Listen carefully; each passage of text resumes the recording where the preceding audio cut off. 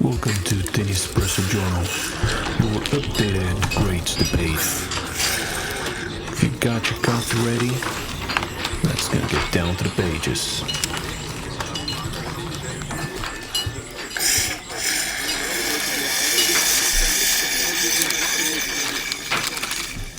So here's where we've left off last time.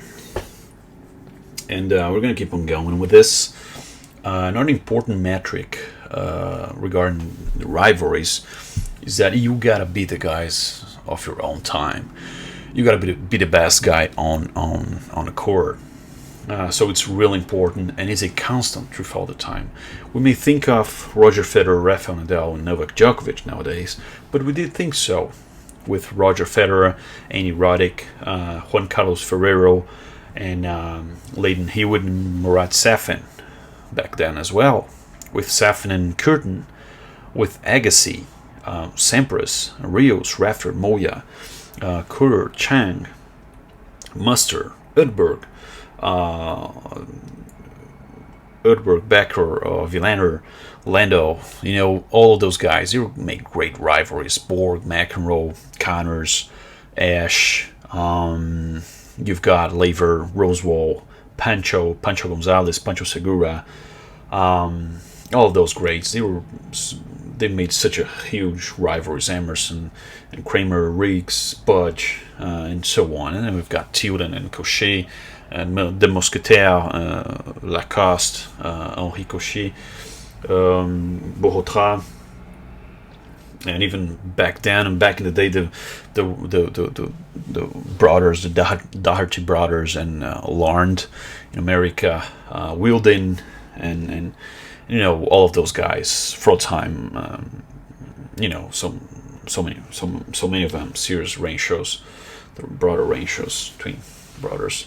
So the rivalries are really important for the sport, and that's why we have them here, along with all the other metrics. And it's that image of the man, the state, and the system.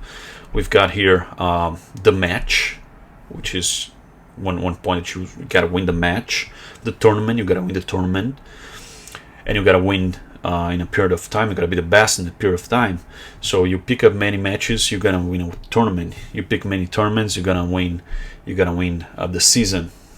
So those three different levels of tennis as a sport and as a way to measure greatness.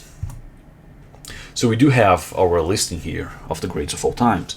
So if in the first one here we've got kind of a gold medal going to the majors, silver medal going to the rankings, and bronze medal going to the rivalries. And then we have this listing because Rosewell had actually 23 majors, Djokovic and Nadal Federer 20 majors, and then Laver 19 majors. Tilden, Pancho, and Sampras, they are tied at 14 majors, which is incredible as well. And then we've got Emerson 12. It is counted because amateur or not, they were slams, so it gets counted. And it's backed up by Emerson's overall titles, which is 110. He's not a bad guy at all. Against his main rivals, he beat everyone except for Rosewell, which he's tied. He's tied with Rosewell. Rosewell is largely considered one of the greatest of all time, and Emerson's tied with Rosewell. And loses to Laver, but Laver, who doesn't lose to Laver, to Rod Laver? So those kind of things. And then you've got Budge, Perry, Wilden. Wilden should have won much more actually, but if you gotta look at this listing, you're gonna see a lot of greats playing out at the same time. And on the next one, we've sort of equalized all of those six metrics we've got. So we have Grand Slams backing all titles and vice versa. Year number ones backing weeks as number one and vice versa.